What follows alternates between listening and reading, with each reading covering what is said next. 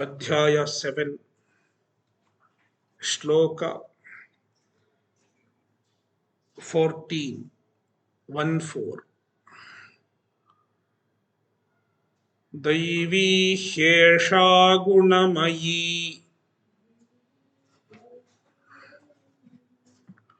मम माया दुरत्यया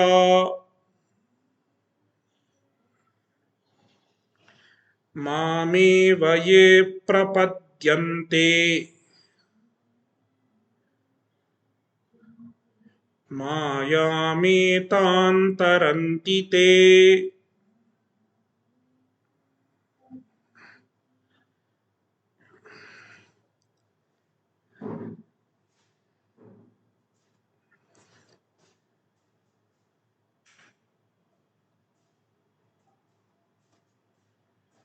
Two questions.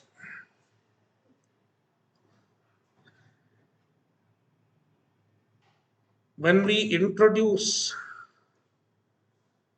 the pursuit of moksha as the Parama Purushartha,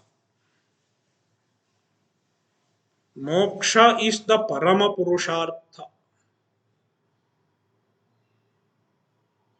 the greatest accomplishment, the greatest possible accomplishment in life is moksha.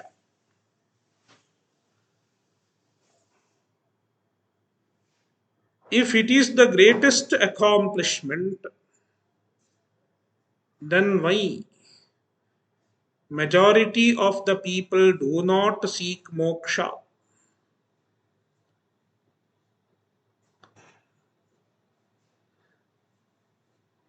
Another question. Some people, even if they seek moksha, they are not able to get moksha.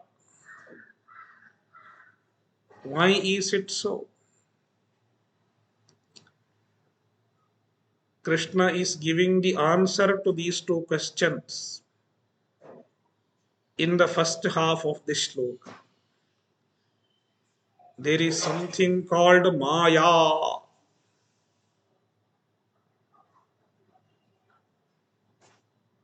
In this shloka, Krishna clearly says there is something called Maya.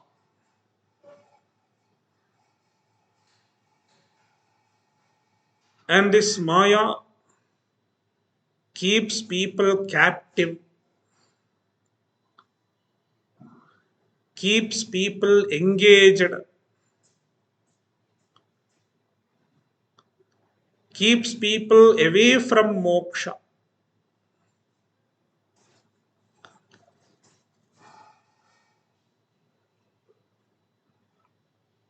Bhagavan describes Maya. Esha mama Maya. This Maya belongs to me. Mama Maya. And there is a qualification, Daivi. Mama Maya, Daivi Maya. Maya is Daivi because it belongs to Deva. Maya belongs to Ishvara. Maya belongs to Paramatma.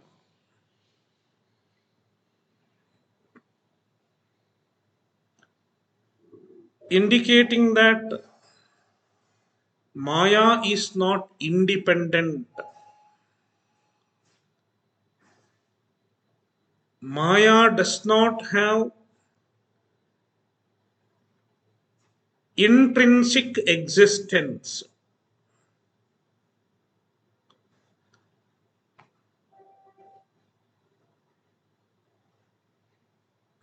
Then how does it come into being?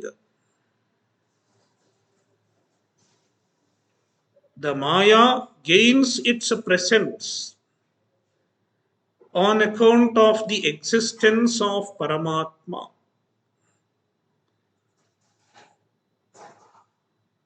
It is able to exist on account of the existence of Paramatma.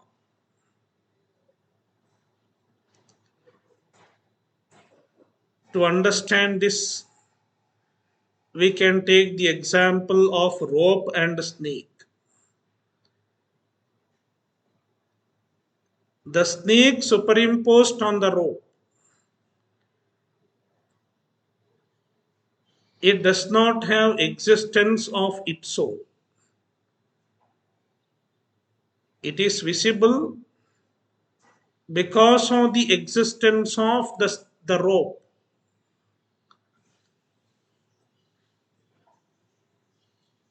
Likewise, Maya derives its existence from Paramatma. Therefore, it is Daivi. And Krishna says, Mama. It is my Maya. I am the Deva. Krishna is the Deva. Therefore, it belongs to Krishna. Mama Maya. From this, we should also understand that the Ishvara can wield the Maya according to his will. Ishvara is not a slave of Maya. He is the Lord of Maya. Mayadhishaha is Ishvara. He is the Lord of Maya. Whereas the Jivas are Mayadhina. They are under the clutches of Maya. All the Jivas. That is the difference between Jiva and Ishvara. We are under the control of Maya, whereas Ishvara is controlling Maya.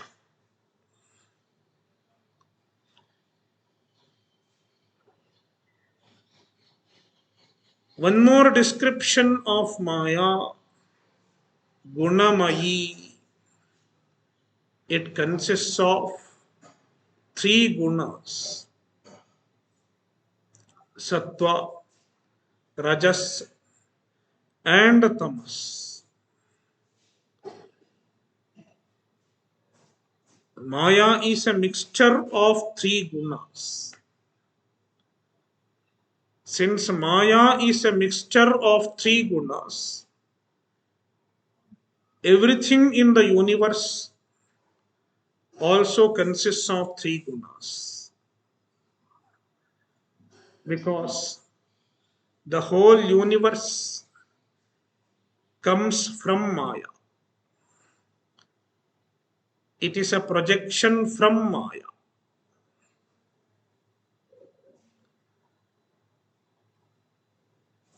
Gunamayi. And since it has three gunas, through the three gunas, it binds the jivas. It keeps the jiva caught up in samsara. Now one may ask why Maya does this. There is no answer to the question why. Because Maya has no beginning. It is anadi. It has no beginning. And when there is no beginning, you cannot ask why. The question is irrelevant. The question is relevant only if there is a beginning. Why it began?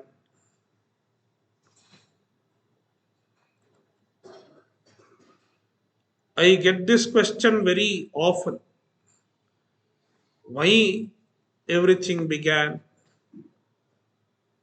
There is no beginning. The jiva has no beginning. The ignorance has no beginning. The samsara has no beginning.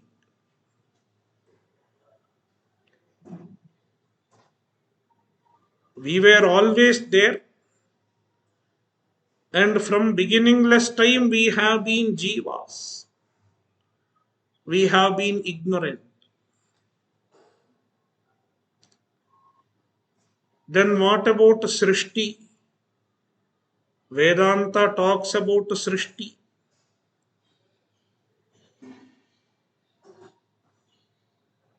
Is Srishti the beginning? Srishti is not the beginning. Srishti is the beginning of one cycle. Even before this Srishti, there was another Srishti. And even in that Srishti, all of us were there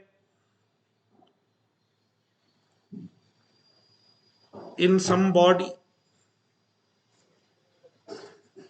And even in that Srishti, we did the karma. We did the punya, papa, various types of karma.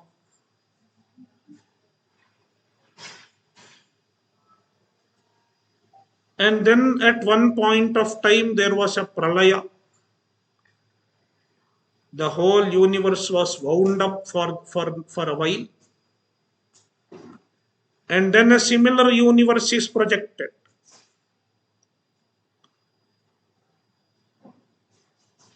And in the same universe, in the new universe, all of us manifested once again. We got new bodies, another body,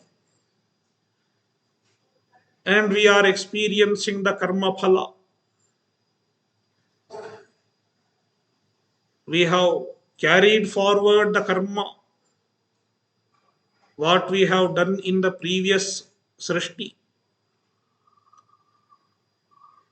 And this cycle continues. Therefore, there is no beginning to the cycle.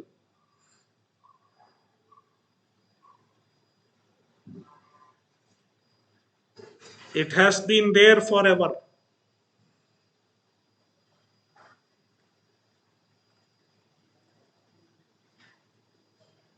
But it does not mean that there cannot be an end. We can put an end to this cycle. How?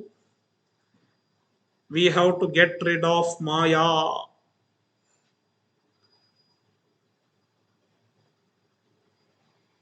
If you get rid of Maya, you are free from the cycle.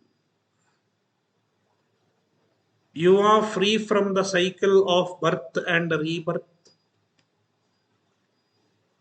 You are free from the cycle of karma, action and its results. But how to be free from the clutches of Maya? Krishna says, Duratyaya. It is not easy to get rid of Maya. Duratyaya. Dukkhena atyayaha. Yasyaha sa duratyaya. Bahuvrihi samasa. It is difficult to get rid of Maya. Difficult to be free from Maya.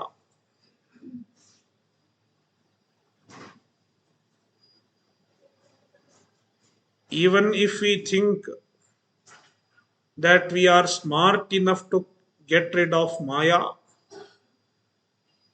it will catch in another form.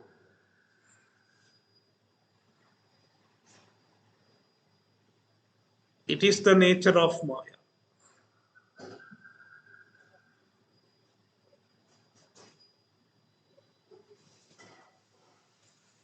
Therefore, Maya is Duratyaya.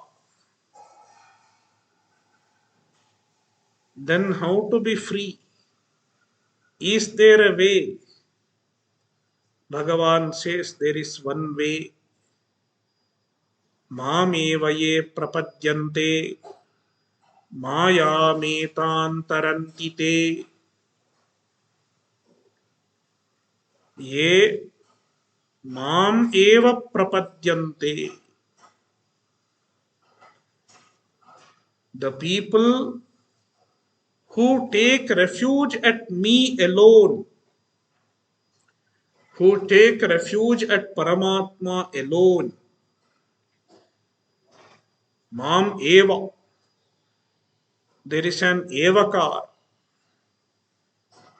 Eva means giving up of all other refuges, giving up of all other support,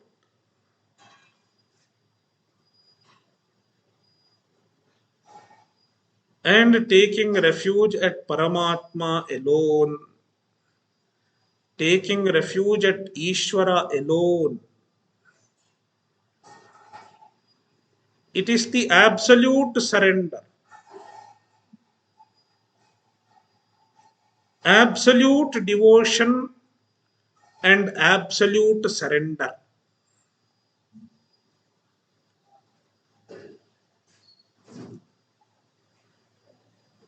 I want Ishvara alone. Ishvara alone is my goal. Ishvara alone is my support.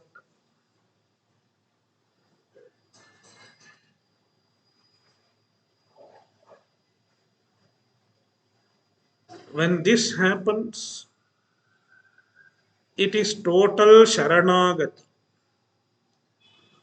Sharanagati or Prapatti. Sharanagati itself is called Prapatti.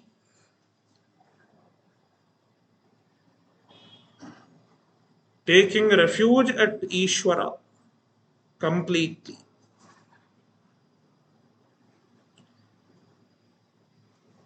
ये मामेव प्रपद्यन्ते ते एतां मायां taranti. They get rid of this Maya. They become successful in crossing over the Maya.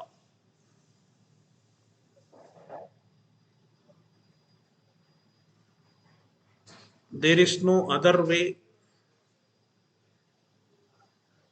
With worldly wisdom, one cannot get rid of Maya.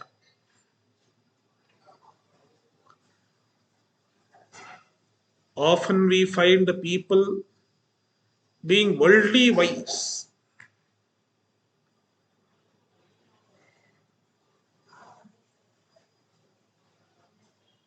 They know how to deceive anyone. They can easily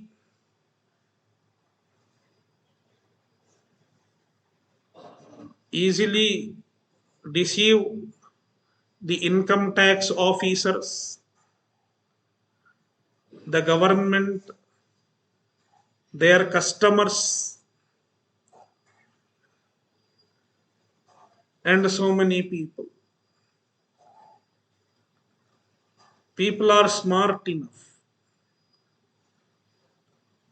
All of us have found one way or the other to cheat someone or the other in our life. As school children, school kids, we were cheating our teachers in homework.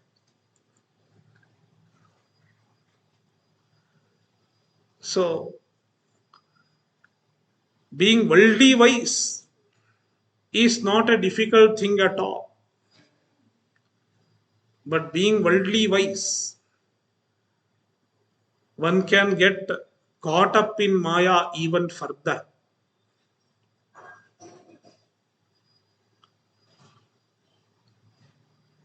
Therefore, Krishna says, give up all other support.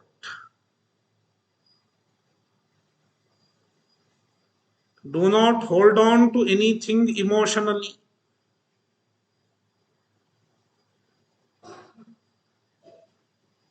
Instead, hold on to Parameshwara. Cultivate devotion to Parameshwara. It is called Ananya Bhakti. There is a work called Narada Bhakti Sutra. There Narada says, Ananyata. What is Ananyata? Anyashayatyaga. Ananyata. Ananyata is Anyashayatyaga. Giving up of all other ashrayas, all other emotional support is called Ananyata. Those who cultivate Ananya Bhakti take refuge at Ishvara completely. Maya metam tarantite. They cross over the ocean of Maya and they get moksha.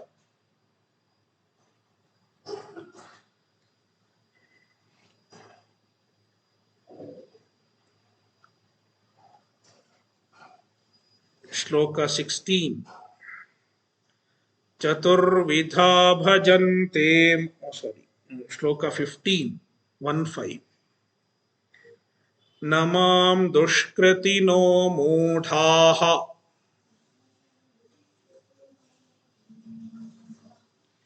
prapadyante naradhamaha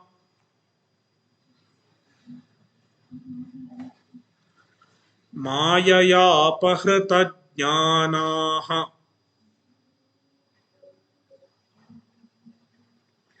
asuram bhavamashitaha.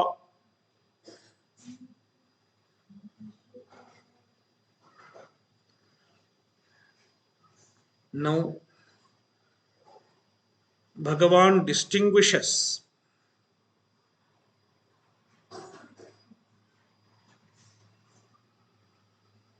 the people who do not take refuge at him from the type of people who take refuge at Paramatma.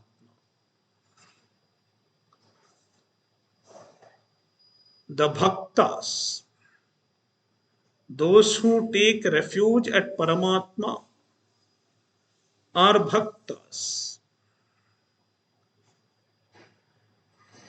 Then there are other people who do not take refuge at Paramatma. Who are such people? Who will not come to Paramatma? Who will not associate with Paramatma?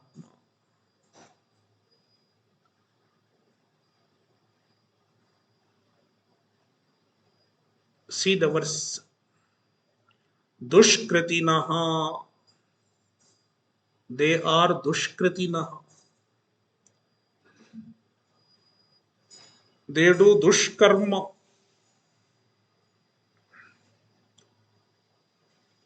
The karma that violates dharma is called Dushkarma. Dushkarma means adharma.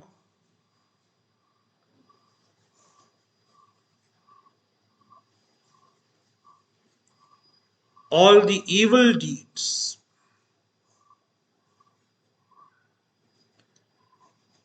Dushkritinaha.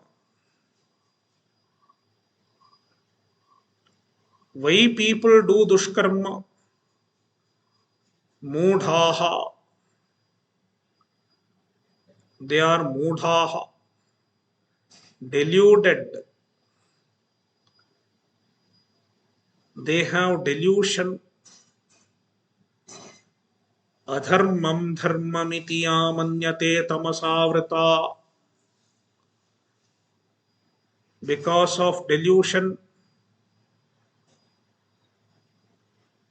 caused by tamoguna. Delusion is an effect of tamas. And because of that, they mistake adharma for dharma.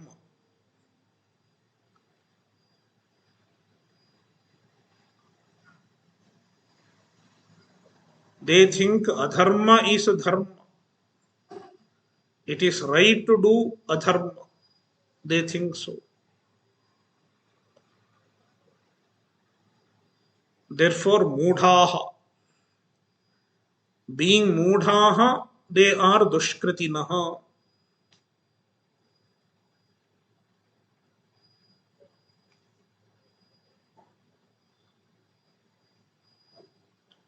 And Krishna calls them naradhamaha. They are mean among people, lowly among people.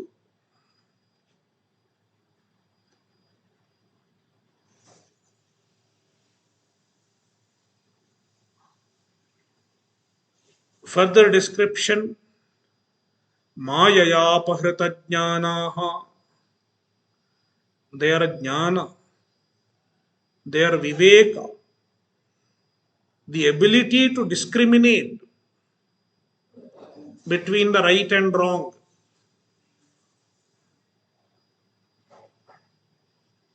It is taken away by Maya.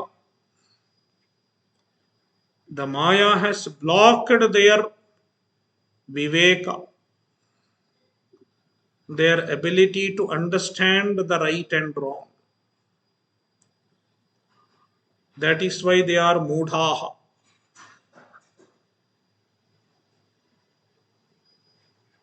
Asuram bhavamashritaha. They take to asuri tendencies. The tendencies of asura are called asuri tendencies.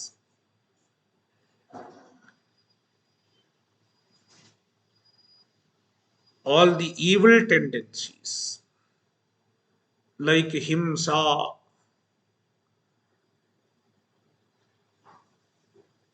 the intention to hurt others, intention to tell lies, anrutam, himsa, anrutam, lobha, greed, mada, arrogance, all these are asura bhava. All the impulses, all the emotions that can take us spiritually downwards are called asura bhava, the asuri tendencies. Asuram bhavam ashritaha. They hold on to the evil tendencies. They entertain the evil tendencies.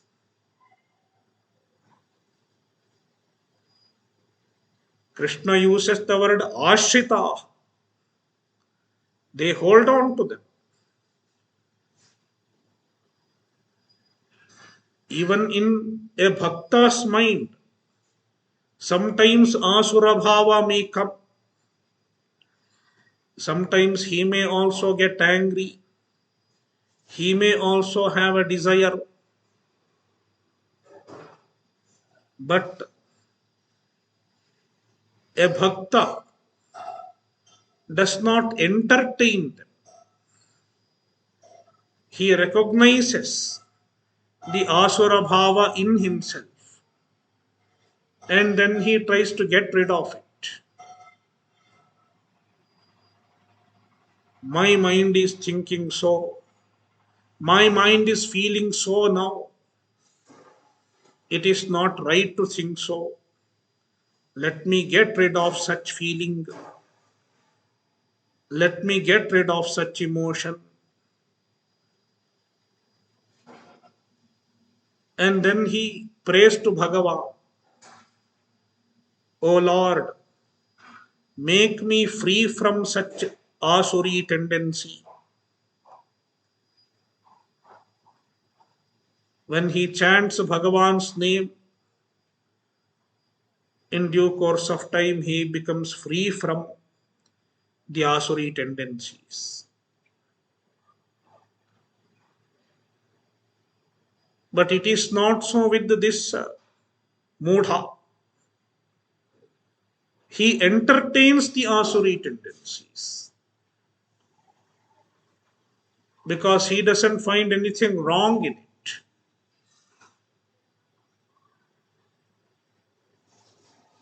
Why he doesn't find anything wrong? Mayaya pahrata jnanaha. Because his viveka is blocked.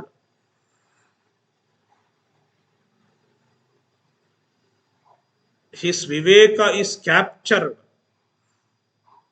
by maya, held captive by maya.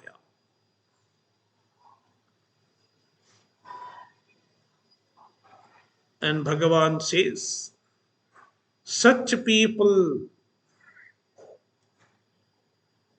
mam na prapadyante, such people will never come to me, will never take refuge at me.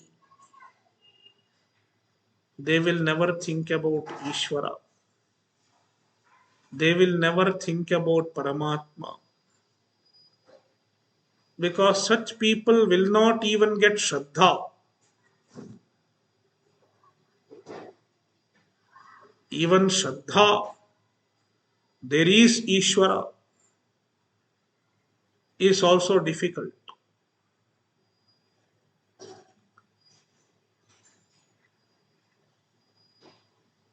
Therefore, they will keep themselves far away from Ishvara, far away from Paramatma.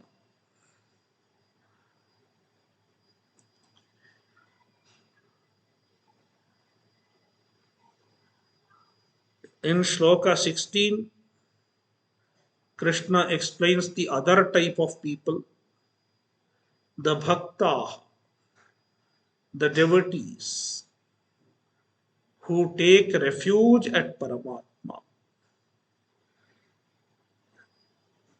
Those who do not take refuge at Ishvara, Krishna calls them Dushkritinaha. They are Dushkritina. They do evil actions. They follow the path of adharma.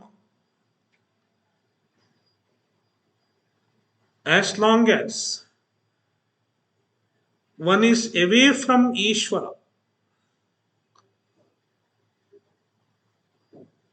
he cannot make himself free from the path of adharma. Because when there is no place for Ishvara in the heart,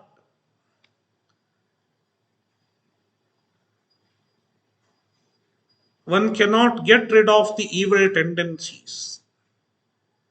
Asuri bhava.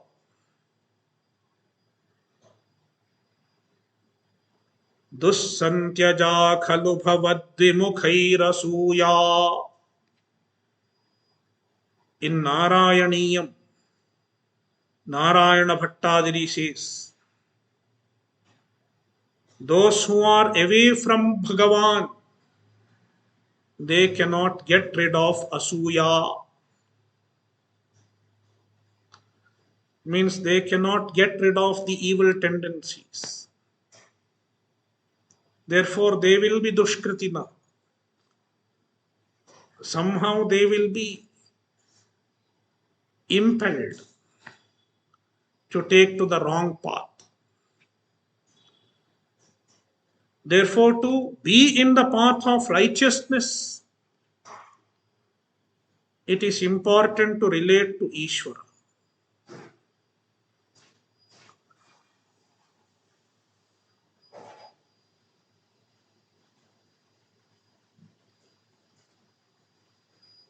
To follow the values in life also, it is important to relate to Ishvara. That is why nowadays many people ask a question, why we should have faith in Ishvara.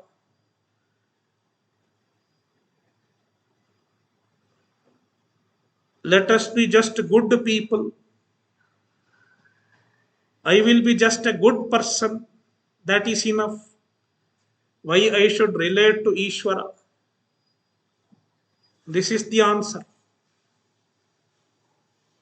If one does not relate to Ishvara, at one point of time or the other, one will take to the wrong path.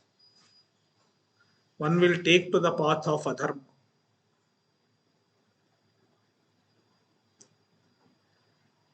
Therefore, the people who do not relate to Paramatma are dushkritinaha. On the other hand, those who relate to Ishvara, the people who relate to Ishvara, they are sukritinaha.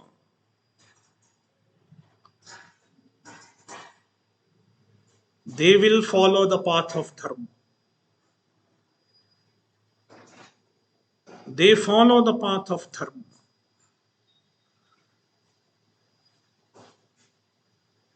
Being related to Ishvara enables them to follow the path of dharma. Because Ishvara helps them in handling the undesirable impulses in the mind.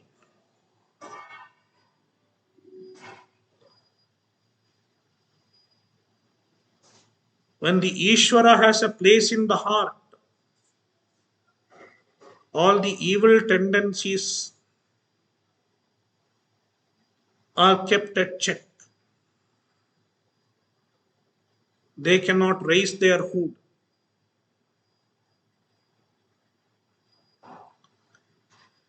Therefore, let us look into Shloka 16. Chaturvidha bhajante mam jana sukriti norjuna arto jijnasurartharthi ज्ञानी च भरतर्षभ.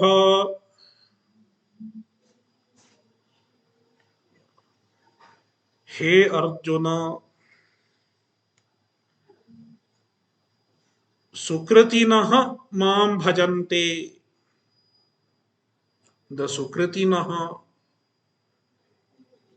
the people of righteousness, mam bhajante, they take recourse to me, they relate to me, they are devoted to me. And among the devotees, among the bhaktas, there are four types. Chaturvidhaha, four types of bhakta.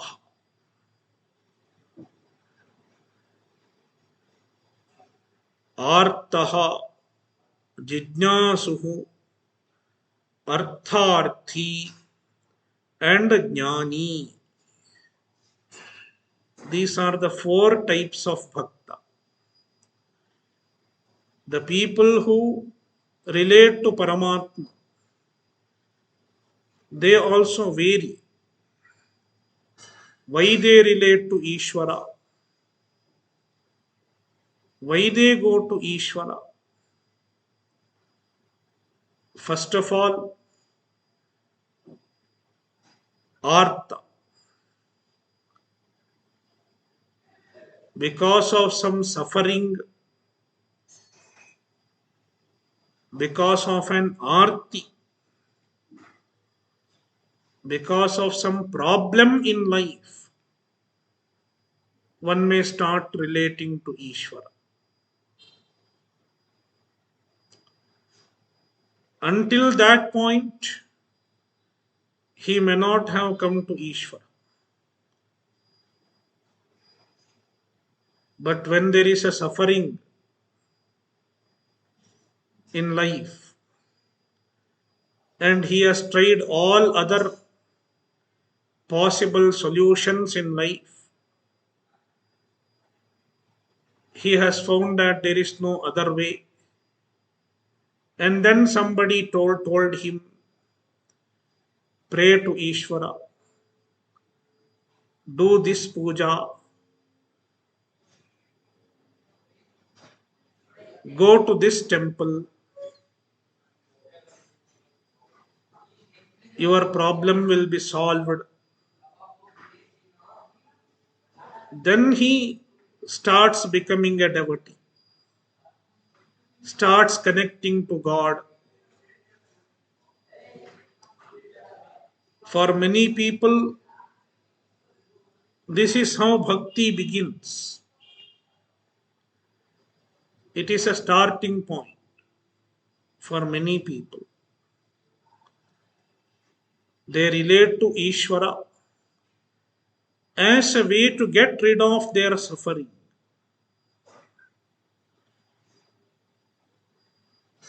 Such bhaktas are artha bhaktaha, those who become bhaktas on account of a distress. And then there is another type of bhakta, artharthi.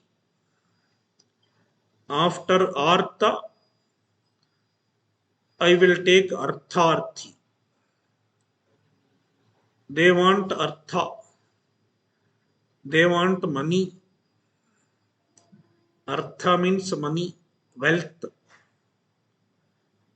Wealth stands for all the material well being, material comfort.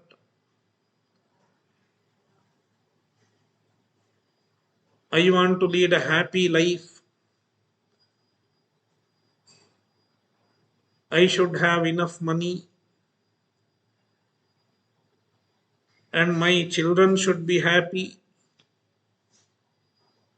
My son should get married. My daughter should get married. Many people have such prayers.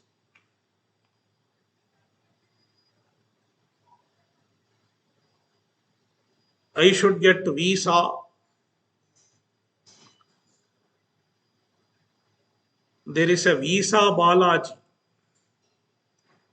near Hyderabad. If you want visa, you should visit Visa Balaji.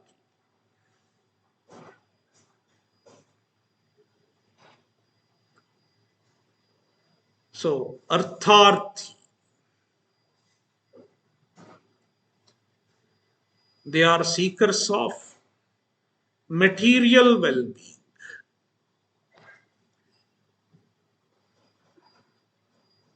Is it wrong to do so? It is not wrong. Krishna does not say it is wrong. That is why Krishna calls them Sukratinaha. Even they are Sukritina. They are also doing the right thing. If a child wants something, who should the child ask? The child should ask his parents,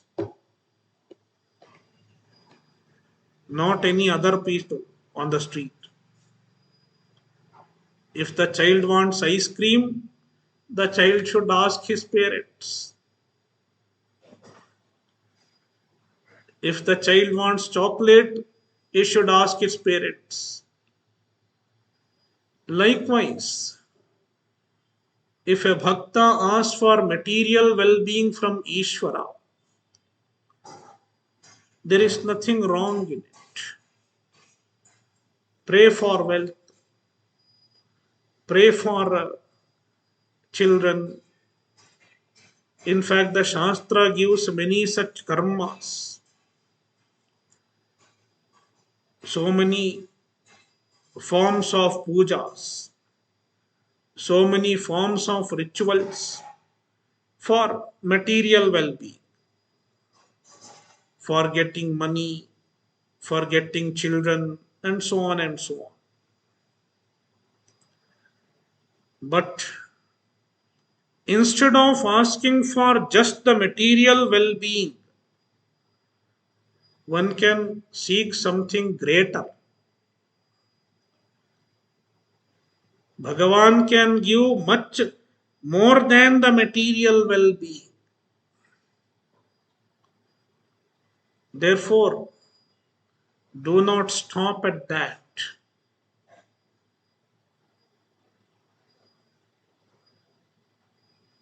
One can get moksha, the Parama Purushartha from Ishvara. And how to get moksha? One should get jnana. Jnana is the way to moksha. When a bhakta understands this, he becomes a jijnasu. I want to get jnana. Getting jnana means getting Bhagavan himself. Seeking jnana means seeking Bhagavan himself.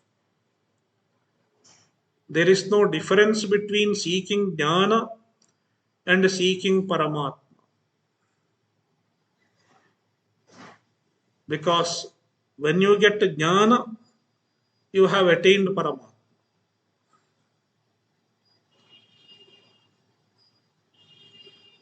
Then he becomes a jijnasu bhakta. Jijnasuhu. He is not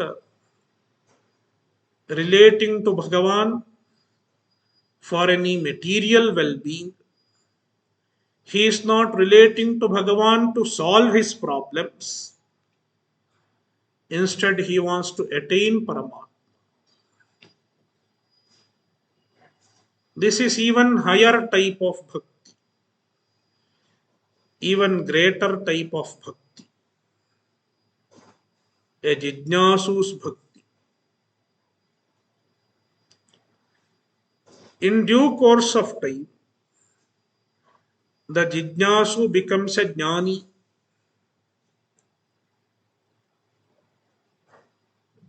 Paramatma blesses him with all the accessories needed to get jnana. He facilitates him with all the condition that is required to attain Atmajnana. He may get a proper guru.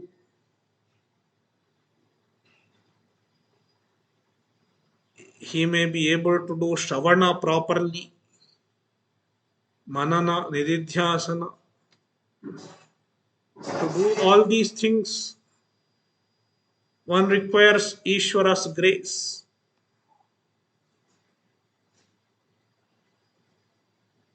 And then, in due course of time, he becomes a jnani.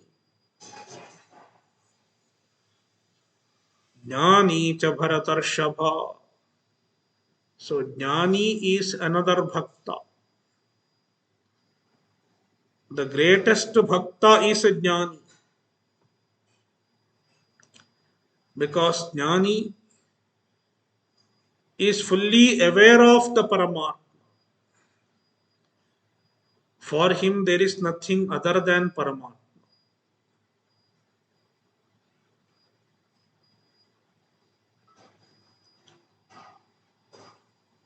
So, these are the four bhaktas, four types of bhaktas. And among these four bhaktas, Krishna glorifies a jnani. Jnani is the greatest type of bhakta.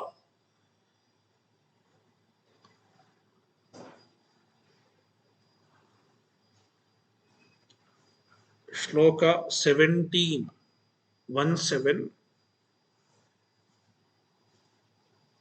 तेषां ज्ञानी नित्ययुक्तः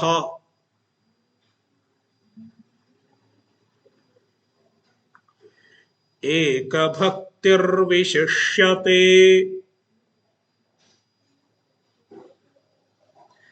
प्रियो हि ज्ञानिनोत्यर्थम्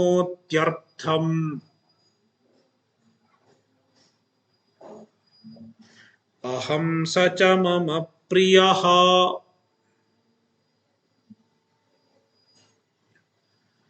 Tesham, among the four types of bhaktas, jnani vishishyate, jnani excels. Jnani is the greatest. Why jnani is greatest? Krishna gives two reasons.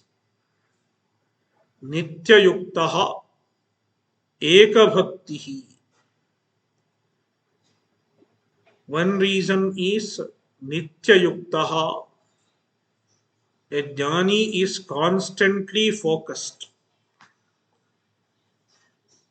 He constantly abides in jnana.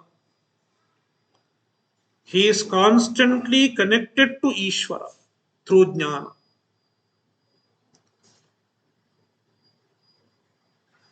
As long as one is not a jnani, one's connection to Ishvara may come and go. For a while he is connected to Ishvara. Then the connection goes away. Like the BSNL connection. For a while he remembers Ishvara. After some time the connection is lost. His mind goes elsewhere. Then again he connects. He gets reminded and he connects. But it is not so with the jnani. Jnani is constantly connected. Why? Because the jnana, the knowledge of Paramatma is spontaneously available in his mind. And because of the spontaneous availability of jnana, he is constantly connected to Paramatma. Unlike an ajnani. Therefore, ekabhak nityayuktaha. Another reason is ekabhaktihi.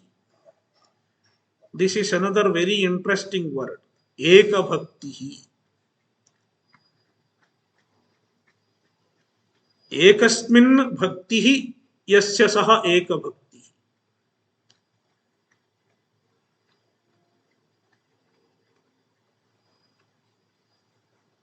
See, for an ajnani, one who is not a jnani, there is duality. He is a different, Ishvara is different, other people are different, other objects are different. When we see the difference, our bhakti also gets divided. Our love also gets divided. We have to share our love. We have to divide our love with so many things. A little love goes to our family members, relatives, and a major part of the love goes for ourselves, and a little love goes to our dress, little love goes to our computer, a little love goes to our mobile phone. And after spending the love in all these channels, a little love is given to Ishvara. Whatever remains, Baki is given to Ishvara. What I mean to say is, there is a division of love. At least it divides into two: love for me and love for Ishvara. Because I am different from Ishvara. Among love for me and love for Ishvara, which love will be greater? Love for me will be greater.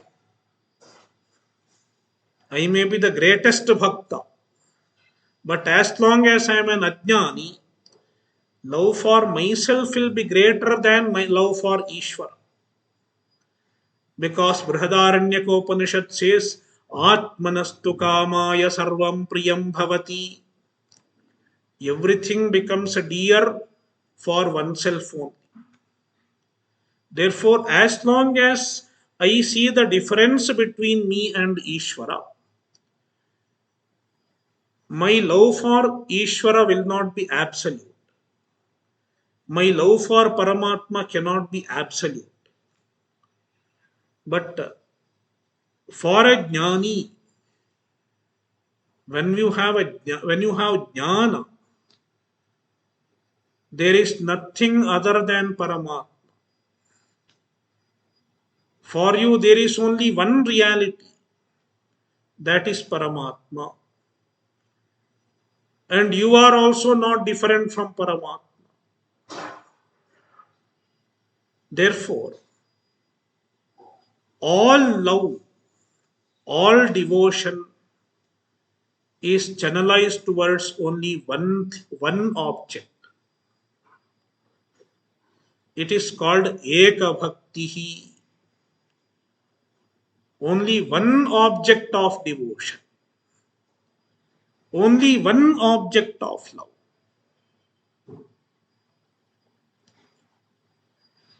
Therefore, Jnani is called Eka Bhakti. This is what makes him great. Therefore, Krishna says, Priyo hi jnaninotyartham aham, aham jnaninaha atyartham priyaha. For a jnani, I am very, very dear. Atyartham priyaha. Not like others. For others, they are very dear. There are so many other dears. But for a jnani, I am the only dear. Atyartham priyaha. And therefore, sacha mama priyaha. Even a jnani is dear to me.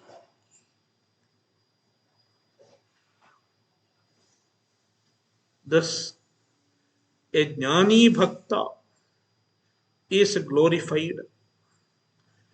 Jnani is the greatest bhakta. Therefore, the goal of a spiritual seeker is to become a jnani bhakta. Om Purnamadah Purnamidam Purnat Purnamudachyate Purnasya Purnamadaya Purnamevavashishyate. Om Shanti Shanti Shanti.